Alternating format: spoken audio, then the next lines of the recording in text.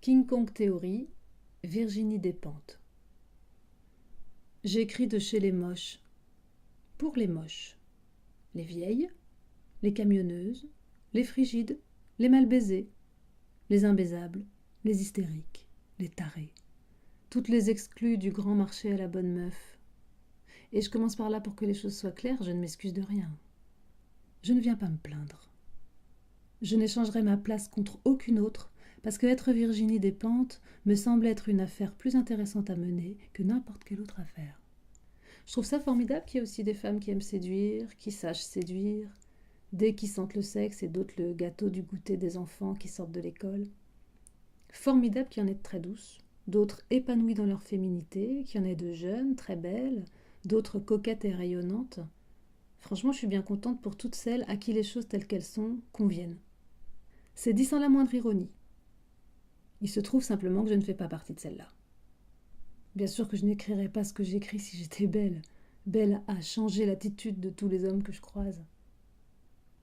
C'est en tant que prolote de la féminité que je parle, que j'ai parlé hier, et que je recommence aujourd'hui. Quand j'étais au RMI, je ne ressentais aucune honte d'être une exclue, juste de la colère. C'est la même chose en tant que femme. Je ne ressens pas la moindre honte de ne pas être une super bonne meuf. En revanche, je suis verte de rage qu'en tant que fille qui intéresse peu les hommes, on cherche sans cesse à me faire savoir que je ne devrais même pas être là. On a toujours existé. Même s'il n'était pas question de nous dans les romans d'hommes qui n'imaginent que des femmes avec qui ils voudraient coucher, on a toujours existé. On n'a jamais parlé. Même aujourd'hui que les femmes publient beaucoup de romans, on rencontre rarement de personnages féminins au physique ingrat ou médiocre, inaptes à aimer les hommes ou à s'en faire aimer. Cercle Fiction, Joël Pomera. Oh, pourquoi tu claques la porte comme ça? Tu m'as fait peur. J'ai attendu comme un abruti pendant une demi-heure à l'endroit de l'autre jour. J'ai refait tous les étages du parking 3 fois. J'avais honte en me voyant faire. Et alors? Elles étaient dans un escalier, tout en bas, les deux mêmes. C'était immonde. À cause de quoi? Mais elles puent! Et là, c'était confiné en plus. J'avais envie de dégueuler, vraiment. T'aurais pas dû y retourner. Allez, passe à autre chose. Mais qu'est-ce que tu racontes? J'y suis retourné parce qu'on en a parlé ensemble. C'était juste pour nous sortir ces conneries de la tête. Bah, tu vois, ça a pas l'air d'avoir fonctionné. Tu es hors de toi. Je suis nerveux parce que ce soir, j'ai fait quelque chose de complètement dingue et que je me demande pourquoi je l'ai fait. Tu as fait ça par curiosité, c'est tout. C'était une erreur, maintenant tu passes à autre chose. Je suis retombé dans les mêmes délires que l'autre fois. Elles m'appellent chevalier. Elles m'ont redit que je deviendrais bientôt le plus grand, le numéro 1, qu'aujourd'hui j'étais numéro 2, mais que demain je pourrais devenir numéro 1, le plus grand. Et si on veut que la prémonition se réalise, je dois les baiser. Ou plutôt, je dois leur faire l'amour. C'est comme ça qu'elle formule le truc maintenant. L'amour, là-bas, dans le parking. Tu leur as dit quoi, toi? Et je leur ai dit que de toute façon, je n'étais même pas numéro 2. Qu'il y avait actuellement un numéro 2, un type qui s'appelle Ueda, et que c'est à lui que reviendrait normalement le poste de numéro 1 s'il devait y avoir un problème, ou en cas de succession logique, quoi. T'as de grandes conversations avec elle? Excuse-moi. Allô? Oui. Mais il est tard, oui, je vous le confirme. Oui, pardon? Non, comment ça? C'est pas vrai. C'est terrible, c'est la loi des séries ou quoi? Bon, oh oui, d'accord, bien sûr, oui, oui. D'accord, à demain, on se rappelle. Putain de merde! Ueda est mort. Comment il est mort? Ils savent pas, il est à l'hosto, il est mort. Arrête de te prendre la tête, c'est rien tout ça. C'est vide. Il n'y a aucune réalité dans tout ça. Il n'y a aucune logique. Faut surtout pas se laisser déstabiliser. Les apparences se présentent à nous d'une certaine manière, c'est évident, mais c'est à nous de ne pas les interpréter de façon complètement folle et absurde. Il est mort. Je te parle d'un numéro 2 à qui reviendrait la place de numéro 1 et ce type meurt là, maintenant. C'est dans ta tête que tu fais cette interprétation. Y a rien à déduire d'angoissant à tout ça. À part la mort et que des types meurent, mais ça c'est la vie. C'est rien, cette histoire de clochard dans un parking. Qu'est-ce qu'ils t'ont dit exactement au téléphone? Qu'il y aurait un conseil d'administration demain, que j'allais certainement devenir numéro 2 à la place de Ueda. Ben voilà, c'est tout ce qu'il y a à dire. Ce sont des faits, le reste non. Je l'ai embrassée. Qui? La Clodo.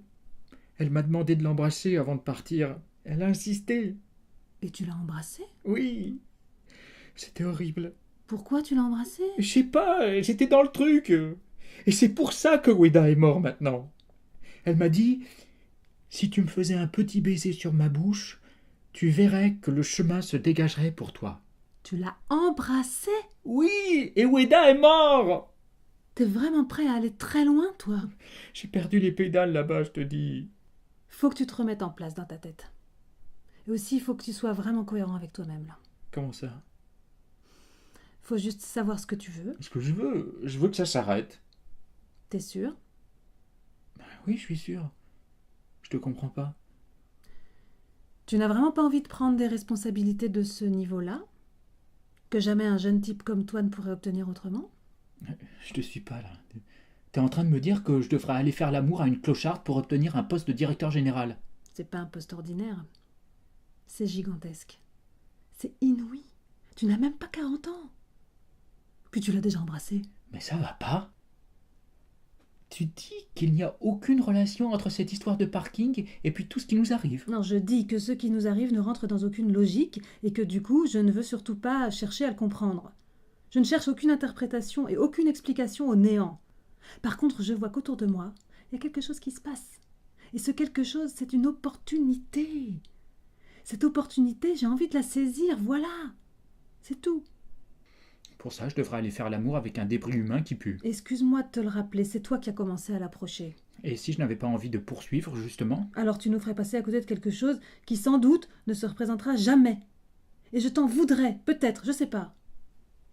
Réfléchis, c'est toi qui prendras la décision, toi seul. L'homme qui rit, Victor Hugo. Le nom du navire était illisible en ce moment, à cause de l'obscurité.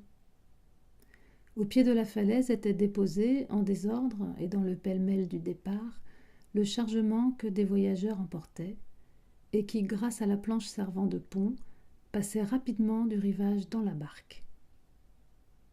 Ces déguenillés avaient des valises, ce qui semblait indiquer une existence nomade. Il n'avait pas dû être aisé d'apporter ce déménagement en bas de cette falaise. Ceci, du reste, révélait une intention de départ définitif. On ne perdait pas de temps. C'était un passage continuel du rivage à la barque et de la barque au rivage. Chacun prenait sa part de la besogne. L'un portait un sac, l'autre un coffre. Les femmes travaillaient comme les autres. On surchargeait l'enfant. Si cet enfant avait dans ce groupe son père et sa mère, cela est douteux. Aucun signe de vie ne lui était donné. On le faisait travailler, rien de plus. Il paraissait non un enfant dans une famille, mais un esclave dans une tribu.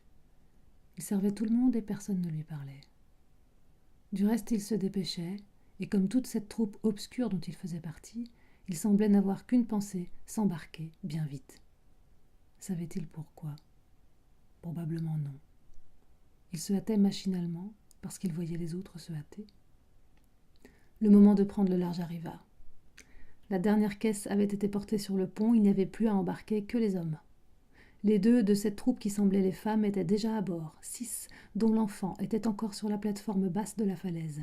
Le mouvement de départ se fit dans le navire. Le patron saisit la barre, un matelot prit une hache pour trancher le câble d'amarre. Trancher, signe de hâte. Quand on a le temps, on dénoue.